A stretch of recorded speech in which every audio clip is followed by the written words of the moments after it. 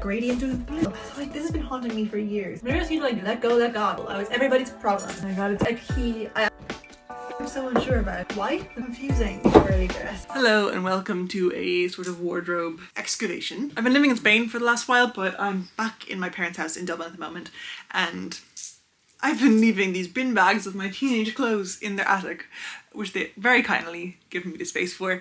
But today is the day that I'm going to finally go through them and choose what to keep and bring back into my wardrobe and which to donate and or sell. I guess I wanted to also talk while I was doing it because there's a kind of like a philosophical underpinning to this whole thing that's to do with like how, for me, clothes always reflect sort of my identity and how I see myself, and they often have in a way of like a portal for me to kind of like get in touch with myself in different aspects and feel a sense of, I don't know, my own energy or whatever. And I have been feeling a little weird on that front lately. I actually wrote a notes app considering this earlier this summer, and I thought I'd just read it out to you because I could sit here all day trying to verbally get to the point and it could take hours. It's a long story, but everything I've written I wrote on a Google Drive word processor that was kept on the server of the university I used to go to. Don't come for me, I know mistakes were made. In June they changed their policy and sent an email, but I didn't see it. And without me moving all my files somewhere else, they deleted them all. So much of what I have spent the past 7 years writing, including 2 entire novels, gone forever. And before you ask, yes, I've called them, I've called Google, they are gone. I got an email last night confirming it. There is no way to get them back. I don't know how to explain this, but I almost don't know who I am without these files. They were sort of my best friends, or my fast track back to myself. The things I held on to when the lights went out in life and I was fumbling through the dark. There was this story about a girl who works as an assistant to an opera singer, and all of these intersecting stories and musings on obsession and devotion. The singer's devotion to music and the assistant's devotion to the singer. That was the first novel I wrote. I wrote it when I was 19 and couldn't even walk, but I could write and I could imagine the concepts of codependency and prodigy merging and blurring and pushed to their edges. I had another novel about a young woman and a young nun facing their oppressed past against the backdrop of a climate referendum in a village not unlike this one. I wrote this elsewhere. Sometimes I feel relieved that the files are gone. Like I have been carrying around the weight of everyone I've ever been for every second of my life. All of their thoughts and worries and fantasies and imaginings. I feel there is nothing but blank pages. The possibility of future life to be loved and processed and dreamt. But tonight it is late, and I have had 2 or 3 glasses of wine, and the mistral is blowing and literally clearing the air, and I feel with a drop in my stomach that I do not know who I am without these documents, the diaries, the essays, the feverish manifestos I wrote at night explaining to myself why all of my worries were wrong and what life was all about in those twilight hours when it all seemed like something I was finally ready to nail. The documents were a secret. I wrote about nuns and opera and divas and composers and meteorologists because God and music and weather contained an intensity and a downright sincerity that I admired. My favorite things with the things I never planned to show anyone, that were secret, but which were, in my heart of hearts, the only creative work that I truly loved. The diary of my first trip to Spain, the words I wrote non-stop for 9 hours on a really long train journey one time. I feel a bit like the children in His Dark Materials cut violently from their daemons. I feel chaotic, like I am not to be trusted.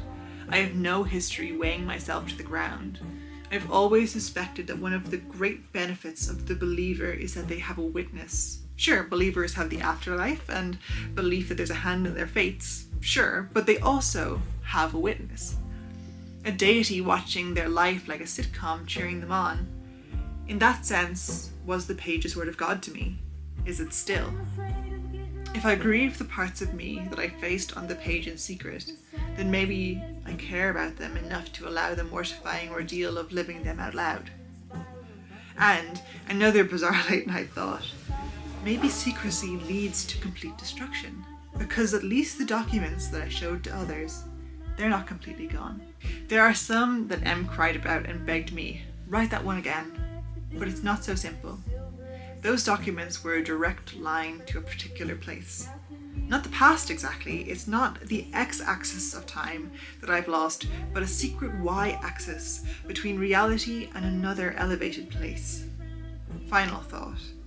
When I realized it was all gone, my first thought was not to cry or to grieve or to crawl into bed and do nothing, but to write. Not just write, but journal. Not just journal, but excavate. If I no longer had the assurance of the breadcrumbs I've been dutifully dropping all these years, I suddenly realized that the quality of my self-knowledge, the depth of my experience, was dependent on this moment, this self, this mind. If I was to somehow offset this loss, or honor it, I had to be as shameless and naive as I was at 18, as introspective as I was at 24, as idealistic as I was at 22, as ferocious as I was at 16. Once again, I am on the internet potentially making a fool out of myself, yet I can no longer see the use of keeping my voice hidden where it can be so easily obliterated. All of this to say that I feel like the last year of my life, I've been having a really good time. It's been a really fun year, but I haven't been very I haven't really felt like I know who I am, which is fine. You don't always have to know that. You don't always have to be having like a really deep introspective all the time. You don't always have to be like, contrary to what like wellness, pop psychology, industrial complex is telling us, you know, we probably don't always need to be like living like we're on like one long ayahuasca trip. You know, like it doesn't always have to be like self-discovery and whatever. But I do think that you experience life much more deeply when you are like in touch with your own experience in a very like way where you're like feeling how profound things are. And I often think the really profound moments of our lives are not necessarily because the profound thing has happened, but because we, in that moment, we're in a place mentally and whatever, that like we experienced profundity. Like that's just something we were feeling and processing very well in that time. The great thing about specifically my typed diary, because normally my diaries are on paper, but there was this one year when I typed it out, particularly I think because I knew that that was a year when everything did feel very profound. It was autumn 2021 to autumn 2022. So much happened in that period of time where I was I was thinking very deeply about life and many things and literature and politics and so many things were coming together. I did this amazing course led by Freya Roshin, and she still leads courses all the time, and there's nothing I would recommend more. I guess I always really thought that, and I've done it in the past, so I know it works, that when I'm not feeling necessarily connected to these things, but I want to drop back into that space. Like, it's so amazing to be able to go back and read very vivid journal entries from the times when I was having these amazing experiences and processing them very deeply, because just by reading it, it's like I get like a whiff of the energy, and it's almost like I've kept this portal to this very particular part of myself. And even though there's no permanent sense of the self, so just because I really felt like I was having an intimate relationship with like existence in like 2018, 2019, like on Tuesday in 2019, doesn't mean that I'll read it and resonate with the actual content or like what I was thinking about or what I was realizing about myself. But even just the energy of that realization, the energy of that experiencing, I can read, and it's almost like I click back into a certain part of my mind that allows me to take that same deep energy to what I'm experiencing now, which I think is very valuable, especially in this time when like I feel like a lot of us are just like walking around in a constant state of like emotional burnout and like disassociating. Is that how you say that? Disassociating. And then like relatedly, in like during the time when this journal was, I was in Malaga for a while, and I went to Spain for the first time like on my own and on like a trip, and I ended up staying there for ages because I discovered that in the right circumstances, in certain climates, I am a lot healthier than I am when I'm living in Ireland. So I was like the healthiest I'd ever been in the 2 months that I was in Spain. And that decision, after I came back to Ireland, ended up resulting in me actually moving to Spain with my partner, because I discovered that I could be so much healthier there, and my life has changed because of that decision. That's a long story for another day. There's complications there, as I'm sure you can imagine. But anyway, something that I thought was interesting was that when I was in Malaga, it was really, really, really easy for me to make friends, and I made some of the best friends I've ever made in my entire life in Malaga. Like every friendship I met people in Malaga who like are just magical people. Like we have a magical connection, and I'm still in contact with them, and I don't know how I made this deep friendship so fast. And I was thinking back on it when these files were deleted, because I've been having a bit of a harder time finding like a depth of community in where I am now, even though I've been there for like a full year almost. I've been having a very hard time connecting to people, and I realized that's because I'm not connected to myself. So of course no one's going to recognize that I have a niche, strange sort of temperament and then match my energy back to me, because as it turns out they're also weirdos in the same font. Do you know what I mean? Like because they can't tell I'm weirdo in that font because I'm not vibing with myself. So anyway, when these diaries were deleted, I was like, I don't just have my little portal, my little like hack to get back into like my relationship with myself now, so I'm going to have to actually be myself now. Like I'm going to have to hold my soul in my body, which I have not been doing because it's been a pretty wild time in the world and in my life. All this to say, I feel like one of the many areas in which my whimsy has been visibly lessened is in like the way I've been dressing. I've been like dressing quite practically, which is like, who the fuck? So I wanted to get in touch with a little bit my more whimsical side. Also, I forgot about it until I read the notes up, which is from about a month ago. But also I think I'm going to have to realize that if my secret voice that only existed in writing that I was too afraid to show anybody is so valuable to me, that like that like it being deleted so deeply made me feel like I'd lost myself, and that's probably like my most authentic voice. And it's not secret because it contains personal stuff. Do you know what I'm saying? Like it's not that I'm saying I need to expose myself. It was secret writing because what felt personal about it was like the tone. That's another story. Let's look at some fucking dresses before I fall asleep. I'm just trying on my first dress. This is going to go in the giveaway pile. Oh, I do like it now that I see it on. It's got a Klimt's the kiss on it, and I got it easily 10 years ago. This I'm keeping. It belonged to my granddad as part of his pajama set, and then my mum wore it as a shirt, and now I wear it as a shirt, and I love it, and I didn't know it was in the attic and I missed it a lot.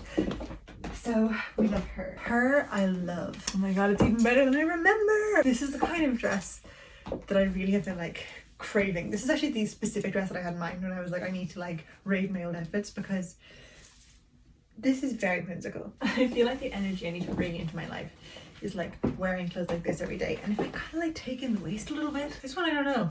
This one I do not know. I think a lot of it comes, I don't like this, I don't think, oh, I could use a little ribbon trick. I mean, that's pretty good, right? This t-shirt is the keeper. This t-shirt is an important historical relic from the Fergal lore canon, because I bought this t-shirt the day I bumped into Deborah Levy on the Boulevard Saint-Germain, which was like a key. I actually like took it as a sign and consistently refer back to it. Oh yeah, okay.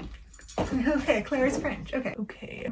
Now I'm just kind of goofing, but like, we see the vision. Yes, okay. I'm keeping her. I'm keeping it all. This has all been a thundering success. Thank you, past me. I'm sorry I ever doubted you. It might be too Ryanair. This is kind of from my era of dressing like a MILF, even though I was 21. Like with the I mean, it's very autumnal, and I feel like with some boots it could kind of have a nice vibe. The jacket I'm keeping for sure. The jacket is Bet Porter for real. I think the dress is gonna go.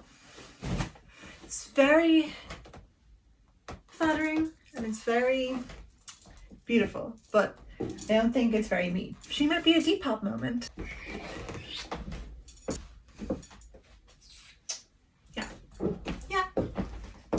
Yeah, I think she's fun. This one's cute. I very much associate this one with an earlier part of my life, and also I think with my colouring I look like a Featherington from Bridgerton, because they were all like, you know, wearing bright colours and having red hair and everything. I just don't think I can make this work. This one I'm absolutely keeping. I'm also having some crisp right now because this is surprisingly hard work. Okay, this t-shirt is exceptionally old and exceptionally worn. And my girlfriend wore it to bits. I wore it to bits and then my girlfriend wore it to bits. So I'm feeling a lot of hubris right now. I'm feeling a lot of confidence, and so I'm going to break out a piece of clothing that has a lot of, that troubles me. This fucking jacket. Listen here, I'm a chaotic girl. This jacket is iconic. It's sequined the whole way around. It's a party, it's a disco. I cannot style it to save my life. I never know how to style it because the colors in it are so weird. If it was this exact same pattern with the glitter and everything, but it was like a gradient of blues or like a gradient of greens, like it was, but it's literally like red, purple, silver, green, gold. Like it just, I'm not even mad at it. Like it's in such poor taste. Like I kind of look like a stand-up comedian in a Vegas casino, but I'm not mad at that. I just don't know what pants to wear. Surely the answer is black, right? Like you just wear black with it, black dress, black trousers, and you're Gucci. But like, and you're good to go because it's black in it, and like that's simple. If you have a bunch of colors, you don't know what to do with them, wear it with black. But like this is actually, maybe I've just been looking at this tiny phone screen too long, because maybe this actually is terrible.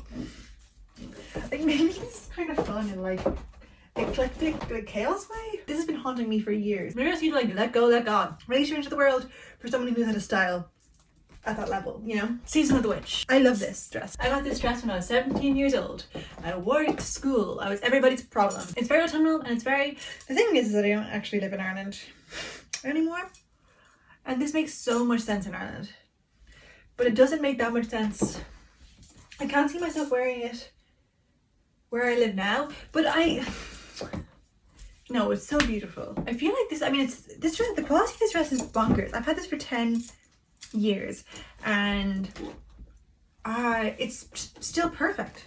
Like it feels new. I might want to wear this when I'm older. I might want to pass this down like as a hand-me-down. This is where I start to lose the plot, because now we're getting into sentimental attachment, which is nobody's fucking friend. Okay, I'm gonna think about styling it differently. This is a piece from my current era. The third Joanna Newsom vibe going on here. Actually, this is not bad. I don't hate this. I still don't hate it. I think this is cute. I think this is whimsical. I think in summer it's so fun. This is not the right context to wear, but like, it's just this amazing sheer little, yeah. This shirt I'm so unsure about. This is another thing that I've never known how to style, this shirt. Because it's like almost a dress, but when you wear it as a dress, I don't know, something it feels a little risky. I don't hate this as an outfit even. Yeah, okay. It's such a sentimental attachment to these jeans. I wore these in such a fun time in my life. They were actually originally white, and the white got kind of grey and like dirty looking, so I just dyed them. I think they have like a cloudy quality from like the dye washing off and stuff. I really thought I was gonna not want these anymore, because I have a really good pair of jeans at the moment. This is like my Phoebe from Friends waistcoat. Oh, I like this too actually. Not me liking all my own clothes. Shocking. Shocking. Confusing. Yep, keeping her. Literally adorable. This one fits really nicely. Can't take them all with me though. This is kind of nice. Shit. This one is depopping. So if you are a tall lady in search of a like Emily in Paris Goes to Rome, very girly dress that I would love to keep but simply cannot. It's yours. This is another one which I'm sadly going to have to say goodbye to, even though she's absolutely magical. I just never wear her and I'm never going to. This is my grandmother's and I'm not going to get rid of it because apart from anything else my mom will not let me. It's ripped, so I need to fix it and then just keep it as an heirloom, I think. This is giving Bernadette Peters, which is always a good thing. This is still somehow wrong. This is going on Depop. If anybody has a job, anybody at all. Another Depop moment for another real person.